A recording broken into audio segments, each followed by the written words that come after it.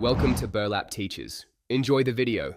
In this video, I will show how to change a Kia Soul headlight. First, gather your tools, including a Phillips head screwdriver and your new headlight bulb. Make sure your vehicle is turned off and the engine is cool to the touch. This ensures your safety and prevents any accidental burns while working. Having all your necessary items ready before you begin makes the entire process much smoother and more efficient for you. Now, let's access the headlight. You'll typically find 2 or 3 screws holding the headlight assembly in place. Use your Phillips head screwdriver to carefully remove these.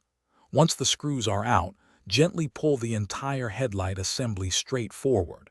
It might feel a little snug, but it should slide out, giving you access to the bulb from the rear. With the assembly out, it's time to replace the bulb. First, disconnect the electrical connector by pressing the tab and pulling it off. Then, twist the old bulb counterclockwise to release it from its housing. Carefully insert your new bulb, twisting it clockwise to secure it. Remember to avoid touching the glass of the new bulb with your bare hands, as oils can shorten its lifespan. Almost done.